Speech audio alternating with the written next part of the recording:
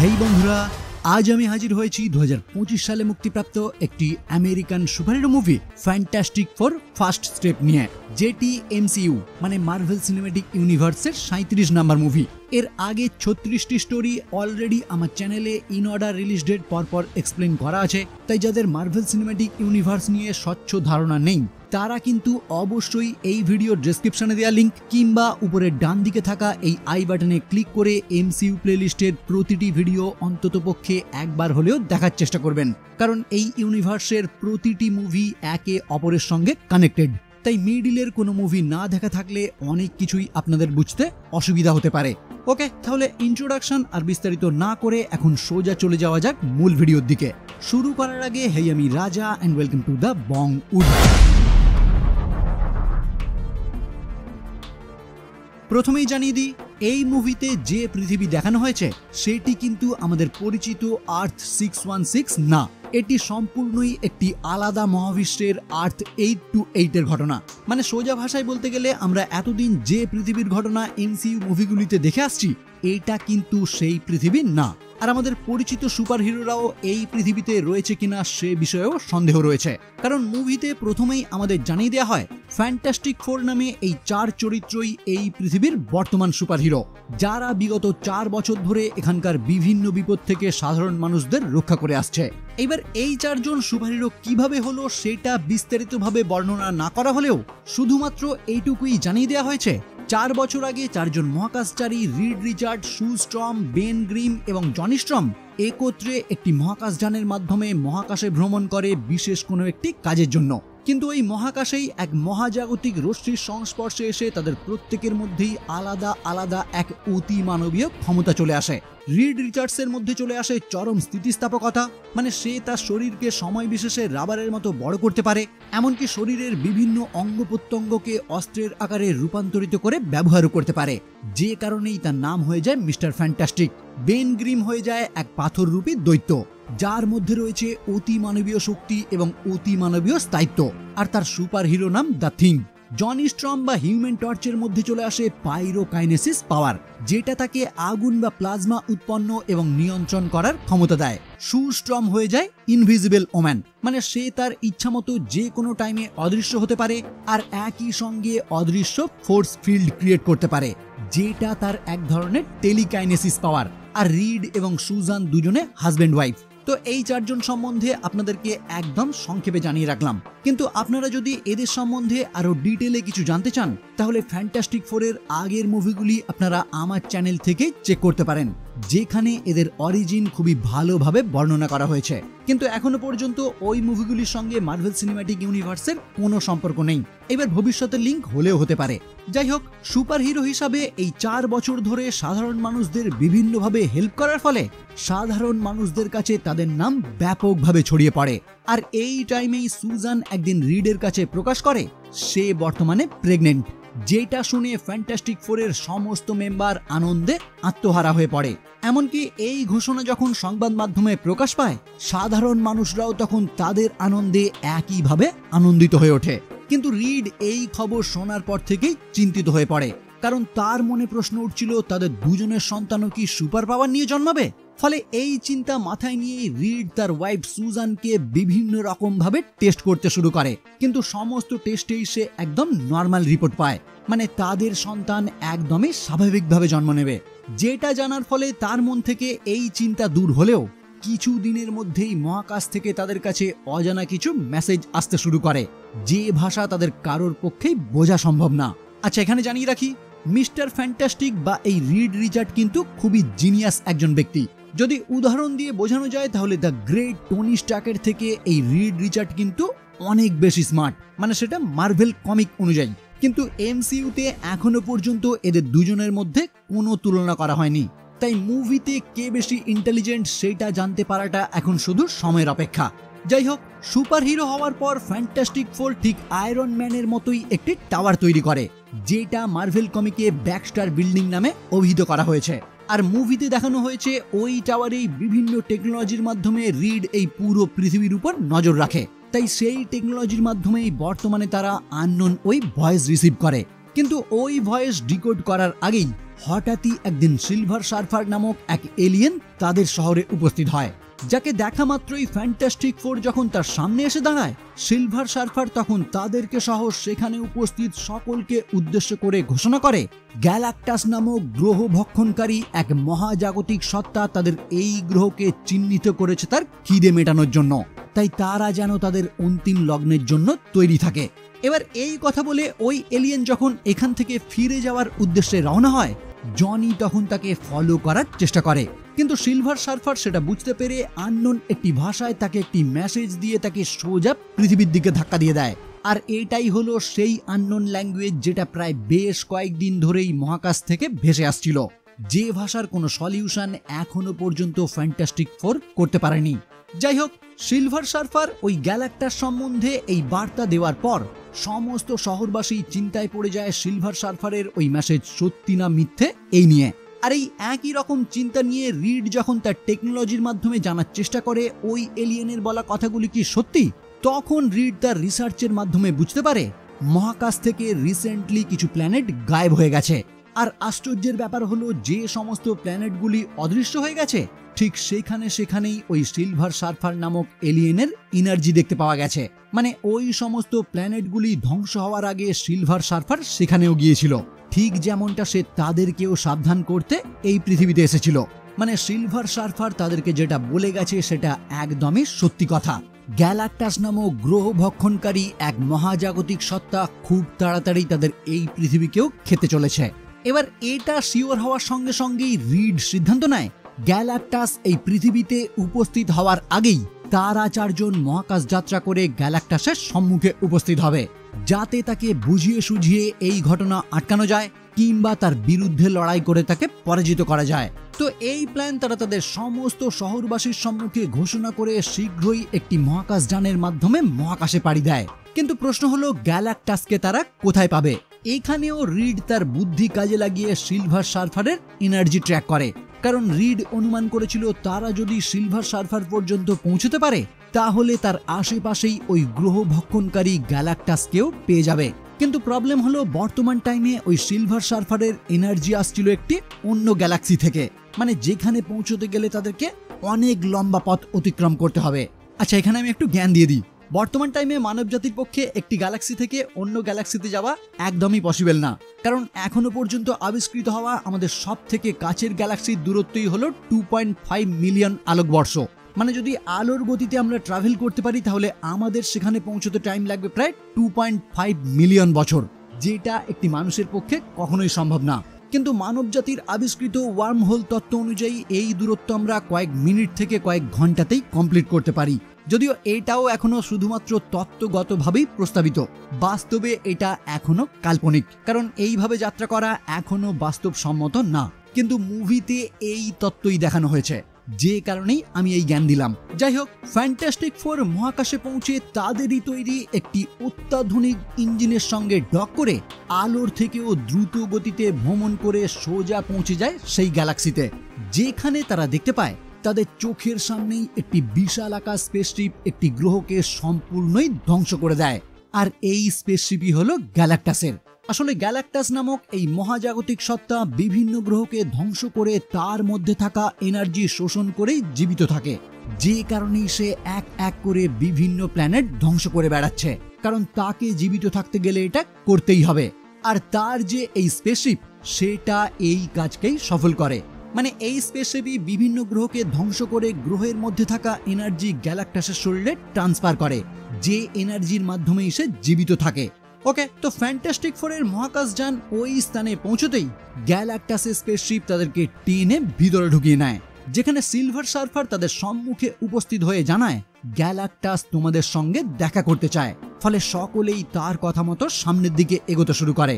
আর এখানেই Johnny silver সার্ফারকে জিজ্ঞাসা করে আগের দিন যে সে তাকে আননোন একটি ভাষাতে কিছু বলেছিল সেটার মানে কি। উত্তরে সিলভার সার্ফার তাকে জানায় ওটা একটা আশীর্বাদ, যার মানে নিজেদের সঙ্গে মরো। এনিওয়ে, এরপর ফাইনালি তারা যখন গ্যালাক্টাসের সম্মুখে উপস্থিত হয় তারা তখন দেখতে পায় গ্যালাক্টাসের আকৃতি এতটাই বৃহৎ যে তার সামনে তারা সকলেই পিঁপড়ের সমান। কিন্তু তবুও তারা সাহস নিয়ে গ্যালাক্টাসের সঙ্গে কথা বলে জানতে পারে কোনো এক সময় গ্যালাক্টাসও তাদের মতো নর্মাল আকৃতির ছিল, কিন্তু হঠাৎই আননোন এক ক্ষমতার কারণে তার আকৃতি এইরকম বিশাল হয়ে যায় এবং তার ক্ষমতাও শতগুণ বেড়ে যায়। কিন্তু দুঃখের বিষয় হলো ওই ক্ষমতাই তার জীবনের এক অভিশাপ হয়ে ওঠে, কারণ এই বৃহৎ আকৃতিতে রূপান্তরিত হওয়ার পর অল টাইমই তার খিদে পেতে শুরু করে, যে খিদে তার কখনোই মেটে না। আর ঠিক ওই কারণের জন্যই বিভিন্ন প্ল্যানেটকে ধ্বংস করে সে তার খিদে মেটানোর চেষ্টা করে। এইবার এই সব শুনে ফ্যান্টাস্টিক ফোর যখন জানায় তারা এত দূর ট্রাভেল করে তার সম্মুখে উপস্থিত হয়েছে তাদের পৃথিবীকে ধ্বংসের হাত থেকে রক্ষা করার জন্য, তখন গ্যালাক্টাস তাদেরকে জবাব দেয় তাদের পৃথিবীকে সে ধ্বংস করবে না, কিন্তু বিনিময়ে সুজানের পেটে যে সন্তান রয়েছে সেই সন্তানকে তার চাই। কারণ গ্যালাক্টাস বহু দিন ধরে চেষ্টা করছিল তার ওই না মিটতে থাকা খিদে থেকে মুক্তি পেতে। আর এই টাইমে ফ্যান্টাস্টিক ফোরকে স্ক্যান করে সে বুঝতে পারে সুজানের পেটে যে সন্তান রয়েছে তার মধ্যেও মহাজাগতিক শক্তি রয়েছে। তাই গ্যালাক্টাস তার নিজের ক্ষমতা ওই সন্তানকে হ্যান্ড ওভার করে ওই অভিশাপ থেকে মুক্ত হতে পারবে, কিন্তু সন্তানকে গ্যালাক্টাসের হাতে তুলে দিতে হবে এটা শোনা মাত্রই সুজান তার প্রস্তাব প্রত্যাখ্যান করে। আর রিড কোনোভাবে এই ব্যাপারটিকে ম্যানেজ করার জন্য গ্যালাক্টাসকে জানায় তার মনে হয় কোথাও ভুল হচ্ছে, কারণ রিড বিভিন্নভাবে তার সন্তানকে পরীক্ষা করে দেখেছে তার সন্তান সম্পূর্ণই নর্মাল, তার মধ্যে কোনো সুপার পাওয়ার নেই। উত্তরে গ্যালাক্টাস আবারও তাকে জানায় তার সন্তানের মধ্যে রয়েছে কসমিক এনার্জি, যার কারণে সে তার নিজের ক্ষমতা এখন থেকেই লুকিয়ে রাখছে। এবার এটা শোনার পরেও রিড এবং সুজান যখন তাদের সন্তানকে গ্যালাক্টাসের হাতে তুলে দিতে অস্বীকার করে, গ্যালাক্টাস তখন তাদেরকে জানায় তোমাদের পৃথিবীকে আমি ধীরে ধীরে গ্রাস করব আর তোমাদের সন্তান সেটা দেখতেই থাকবে। এবার ফ্যান্টাস্টিক ফোর যখন বুঝতে পারে গ্যালাক্টাসের সঙ্গে সমঝোতা করা তাদের পক্ষে সম্ভব না, তখনই জনি অতর্কিতে গ্যালাক্টাসের উপর হামলা করে সকলে মিলেই সেখান থেকে পালিয়ে যাওয়ার চেষ্টা করে, যেটা দেখে সিলভার সার্ফার তাদেরকে আটকানোর চেষ্টা করলে সুজান ক্ষণিকের জন্য তাকে পরাস্ত করে আবারও সেই স্পেসশিপের মাধ্যমে এখান থেকে চলে যাওয়ার চেষ্টা করে, কিন্তু সিলভার সার্ফার তাদের ওই লাইট স্পিড মহাকাশযানেরও পিছু নিতে শুরু করে, এমনকি ওয়ার্ম হোলের মধ্যে দিয়ে যাত্রা করার সময় তাদেরকে প্রায় ধরে ফেলে। আর ঠিক এই টাইমেই আবার সুজানের লেবার পেন শুরু হয়, ফলে সিলভার সার্ফারের পিছু এড়ানোর জন্য রিড তার প্ল্যান মাফিক তাদের মহাকাশযানটি একটি ব্ল্যাক হোলের সম্মুখে নিয়ে যায়, যাতে তাদের পিছু পিছু সিলভার সার্ফারও সেখানে উপস্থিত হয়। এইবার ওই ব্ল্যাক হোলের গ্র্যাভিটিতে সিলভার সার্ফার যখন আটকে যায়, রিড তখন তার মহাকাশযানের ফুল পাওয়ার ব্যবহার করে সিলভার সার্ফারের পিছু এড়িয়ে সেখান থেকে পালিয়ে আসতে সক্ষম হয়।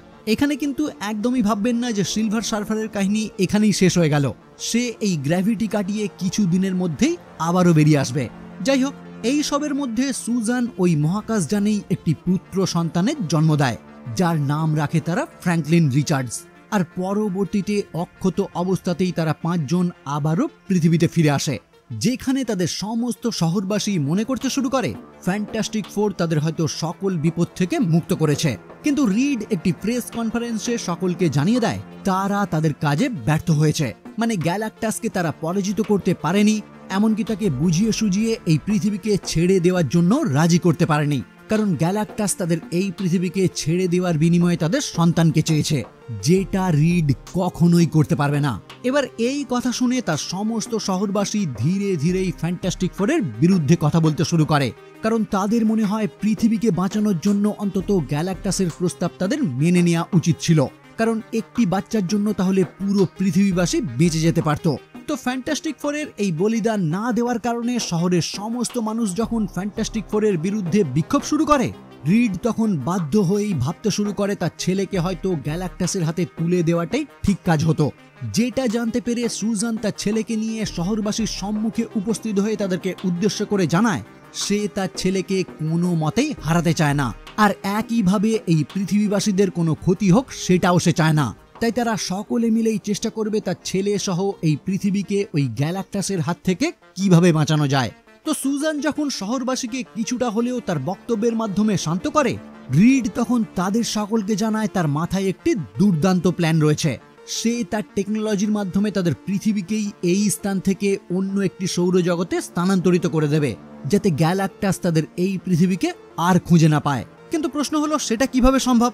আসলে রিড বেশ কিছুদিন ধরেই টেলিপোর্টেশন নিয়ে কাজ করছিল, যার মাধ্যমে যে কোনো একটি বস্তুকে সহজেই একটি জায়গা থেকে অন্য একটি জায়গায় স্থানান্তরিত করা যায়, আর রিড ওই কাজে সফল হয়েছিল।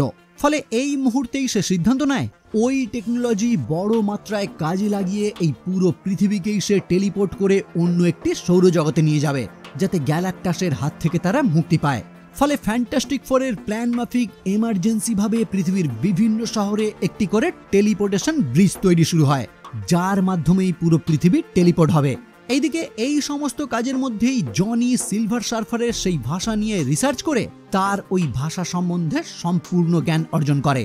ফলে কিছুদিন আগে যে মহাকাশ থেকে সেই অজানা ভাষার মেসেজ আসছিল, সেগুলিও রিড এখন সহজেই ডিকোড করে ফেলে, আর জানতে পারে সিলভার সার্ফার জেন লা নামক একটি প্ল্যানেটে বসবাস করত, যেখানে তার নাম ছিল শালাবাল।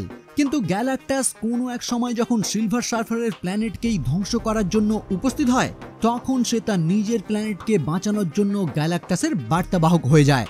আর তারপর থেকেই সিলভার সার্ফার রূপে বিভিন্ন প্ল্যানেটের খোঁজ করে গ্যালাক্টাসকে সাহায্য করতে শুরু করে। আপাতত আমি এতটাই বলে রাখলাম। আপনাদের যদি ইন্টারেস্ট থাকে, আমি এই সিলভার সার্ফার এবং গ্যালাক্টাসের অরিজিন ভিডিও আলাদাভাবে বানিয়ে দেব, তাই সেটা আমাকে কমেন্টে জানিয়ে দেবেন। ওকে, তো গ্যালাক্টাস যখন পৃথিবীর প্রায় কাছাকাছি চলে আসে, তখন ফ্যান্টাস্টিক ফোর তাদের প্ল্যান মাফিক পৃথিবীর বিভিন্ন শহরে তৈরি করা ওই সমস্ত টেলিপোর্টেশন ব্রিজ অন করে পৃথিবীকে টেলিপোর্ট করার জন্য তৈরি হয়। কিন্তু তাদের কাজ সম্পূর্ণ হওয়ার আগেই সিলভার সার্ফার পৃথিবীতে উপস্থিত হয়ে এক এক করে সেই সমস্ত ব্রিজগুলি ধ্বংস করতে শুরু করে, যেটা দেখে জনি তার কাজে বাধা দিয়ে তারই ইতিহাস তার সামনে তুলে ধরে। মানে সে যে তার পৃথিবীকে বাঁচানোর জন্য নিজেকেই গ্যালাক্টাসের দাস বানিয়ে নিয়েছে এবং বর্তমানে অন্য গ্রহবাসীদের মেরে ফেলার জন্য কাজ করে চলেছে, এটা তার সামনে তুলে ধরে। এমনকি এতদিন ধরে সে যে সমস্ত গ্রহ গ্যালাক্টাসের জন্য খুঁজে দিয়েছে, সেই সমস্ত গ্রহ ধ্বংস হওয়ার টাইমে সেই সমস্ত গ্রহবাসীদের আর্তনাদ এখন জনি তার সামনে চালিয়ে দেয়, যে আর্তনাদ বা চিৎকার শুনে অনুশোচনায় সিলভার সার্ফার এখান থেকে পালিয়ে যায়। মানে সে নিজে থেকেই বুঝতে পারে এই সমস্ত কাজ করাটা তার একদমই ঠিক হচ্ছে না। এনিওয়ে, এইদিকে টেলিপোর্টেশন ব্রিজগুলি ধ্বংস হয়ে যাওয়ার পর পৃথিবীকে টেলিপোর্ট করা যখন অসম্ভব হয়ে পড়ে, রিড তখন সিদ্ধান্ত নেয় তার শহরে থাকা টেলিপোর্টেশন ব্রিজ ব্যবহার করে গ্যালাক্টাসকেই টেলিপোর্ট করে সে অন্য কোথাও পাঠিয়ে দেবে, যেখান থেকে গ্যালাক্টাস আর কখনোই ফিরে আসতে পারবে না। কিন্তু এর জন্য তাকে তার মহাকাশযান থেকে আলাদা করতে হবে, মানে গ্যালাক্টাসকে তার মহাকাশযান ছেড়ে এই পৃথিবীতে নামাতে হবে। কিন্তু সেটা কিভাবে সম্ভব? এখানেই রিড বাকিদেরকে জানায় এই কাজের জন্য সে তার নিজের ছেলেকেই টোপ হিসাবে ব্যবহার করবে। মানে ফ্র্যাঙ্কলিনকে তারা তাদেরই শহরে থাকা ওই টেলিপোর্টেশন ব্রিজের মধ্যে রেখে দেবে, যাতে গ্যালাক্টাস তাকে উদ্ধার করার জন্য ওই স্থানে উপস্থিত হয়। আর তারপর সময় বুঝে ফ্র্যাঙ্কলিনকে সরিয়ে নিয়ে গ্যালাক্টাসকেই তারা টেলিপোর্ট করে দেবে অন্য কোথাও। কিন্তু প্রবলেম হলো, রিডের এই প্ল্যান শুনে সুজান সহ জনি এবং বেন সকলেই তার উপর ক্ষুব্ধ হয়ে ওঠে, কারণ ফ্র্যাঙ্কলিনকে টোপ হিসাবে ব্যবহার করাটা তাদের কারোরই পছন্দ হচ্ছে না। কিন্তু দ্বিতীয় আর কোনো রাস্তা না থাকায় সুজান শেষ পর্যন্ত রিডের এই প্ল্যানেই রাজি হয়ে যায়। কিন্তু প্রবলেম এখানেই শেষ না। গ্যালাক্টাসের মতো অত বৃহৎ একটি সত্তা যখন এই পৃথিবীতে অবতরণ করবে, তখন তার কারণেই এই শহরের বহু ক্ষয়ক্ষতি হতে পারে, এমনকি প্রচুর সাধারণ মানুষও মারা যেতে পারে। যে কারণেই ফ্যান্টাস্টিক ফোর তাদেরই এক সময়ের শত্রু মোলম্যানের সঙ্গে কথা বলে এই শহরের সমস্ত মানুষকে তারই তৈরি এক আন্ডারগ্রাউন্ড শহর সাবটেরেনিয়ায় সরিয়ে নিয়ে যায়, যাতে গ্যালাক্টাসের কারণে সাধারণ মানুষদের কোনো ক্ষতি না হয়। তারপর দেখা যায় ফ্যান্টাস্টিক ফোর তাদের প্ল্যান অনুযায়ী ফ্র্যাঙ্কলিনকে একটি আধুনিক দোলনায় রেখে সেই টেলিপোর্টেশন ব্রিজের মধ্যে রেখে দেয়। ওইদিকে গ্যালাক্টাস তার মহাকাশযান ছেড়ে পৃথিবীতে অবতরণ করার পর সর্বপ্রথম স্ক্যান করে সে ফ্র্যাঙ্কলিনেরই অবস্থান নির্ণয় করে, আর তারপর শহরের মধ্যে দিয়ে সোজা রওনা হয় ফ্র্যাঙ্কলিনের দিকে, কারণ ফ্র্যাঙ্কলিনকে তার অ্যাট এনি কস্ট চাই। কিন্তু এরই মধ্যে জনি তাকে কিছুটা ডিস্টার্ব করে ফ্র্যাঙ্কলিনকে সরিয়ে ফাঁকা একটি দোলনা ওই স্থানে রেখে দেয়, যদিও গ্যালাক্টাস এটা সহজেই বুঝতে পেরে যায়, যে কারণে সেও ওই টেলিপোর্টেশন ব্রিজের মধ্যে না গিয়ে সোজা ব্যাকস্টার বিল্ডিং এর দিকেই এগোতে শুরু করে, কারণ ফ্র্যাঙ্কলিন বর্তমানে সেখানেই রয়েছে। এইবার এটা বুঝতে পেরে ফ্যান্টাস্টিক ফোর যখন গ্যালাক্টাসকে আটকানোর চেষ্টা করে, গ্যালাক্টাস তখন এক এক করে সকলকেই পরাজিত করে ওই বিল্ডিং থেকে ফ্র্যাঙ্কলিনকে তুলে নেয়। যেটা দেখেই আহত সুজান তার সমস্ত শক্তি দিয়ে একটি ফোর্স ফিল্ড তৈরি করে গ্যালাক্টাসকেই সেই টেলিপোর্টেশন ব্রিজের দিকে ধাক্কা দিতে শুরু করে। আর ওই সুযোগেই রিড কোনো রকমে তার হাত থেকে ফ্র্যাঙ্কলিনকে উদ্ধার করে নেয়। আর তারপরই সেই টেলিপোর্টেশন ব্রিজ অন করে একটি পোর্টাল তৈরি করে, যে পোর্টালের মধ্যেই সুজান গ্যালাক্টাসকে ধাক্কা দিয়ে দেয়। কিন্তু এরপরেও গ্যালাক্টাস তার মধ্যে থেকে বেরিয়ে আসতে চাইলে জনি নিজেকে উৎসর্গ করে হলেও গ্যালাক্টাসকে নিয়ে ওই পোর্টালের মধ্যেই প্রবেশ করার জন্য তৈরি হয়। কিন্তু লাস্ট পর্যন্ত দেখা যায় সিলভার সার্ফার তাকে থামিয়ে নিজেই গ্যালাক্টাসকে নিয়ে ওই পোর্টালের মধ্যে প্রবেশ করে, আর পোর্টালটিও সঙ্গে সঙ্গেই বন্ধ হয়ে যায়। মানে এই পৃথিবী গ্যালাক্টাসের হাত থেকে মুক্তি পায়। আর এই যে সিলভার সার্ফার নিজেকে বলিদান দিল, সেটা সে তার নিজের ভুল বুঝতে পারার কারণে। যাই হোক, এইদিকে দেখা যায় গ্যালাক্টাসের বিরুদ্ধে সুজান তার সমস্ত শক্তি ব্যবহার করার কারণে বর্তমানে সে ওই স্থানেই মারা যায়। কিন্তু তার ছেলে ফ্র্যাঙ্কলিন নিমেষেই তার মাকে পুনরুজ্জীবিত করে তোলে। কারণটা আগেই আমরা গ্যালাক্টাসের থেকে জানতে পেরেছি, ফ্র্যাঙ্কলিনের মধ্যেও রয়েছে মহাজাগতিক শক্তি। মিড ক্রেডিট সিনে দেখা যায় বর্তমান সময় থেকে 4 বছর পর সুজান তার রুমে ফ্র্যাঙ্কলিনকে বই পড়ে শোনাচ্ছে। কিন্তু সুজান যখন একটি অন্য বই আনতে যায়, ফিরে এসেই সে লক্ষ্য করে ফ্র্যাঙ্কলিন সবুজ পোশাক পরা একটি ব্যক্তির সঙ্গে আলাপচারিতা করছে, যার হাতে রয়েছে ধাতব এক মুখোশ। এইবার এটাকে সেটা নিশ্চয়ই আর নতুন করে বলতে হবে না, কারণ আমি ট্রেলার ব্রেকডাউন ভিডিওতেই বলেছিলাম এই মুভির পোস্ট ক্রেডিট সিনে হলেও ডক্টর ডুমকে আমরা অবশ্যই দেখতে পাবো। হ্যাঁ, এইটাই হলো সেই ডক্টর ডুম, যার পরবর্তী কাহিনী আমরা দেখতে পাবো অ্যাভেঞ্জার্স ডুমসডে মুভিতে। ওকে, তাহলে আজকের মতো এই পর্যন্তই। আমার ভিডিও যদি ভালো লাগে তাহলে অবশ্যই লাইক, কমেন্ট এবং শেয়ার করবেন। আর আমার চ্যানেলে যদি প্রথম হয়ে থাকেন তাহলে অবশ্যই চ্যানেলটি সাবস্ক্রাইব করে বেল আইকনটি ক্লিক করে দেবেন, যাতে এইরকম ভিডিও সবার আগে পৌঁছে যায় আপনার কাছে। ওকে, তাহলে দেখা হচ্ছে পরবর্তী কোনো ভিডিও নিয়ে, আর ততক্ষণের জন্য বাই।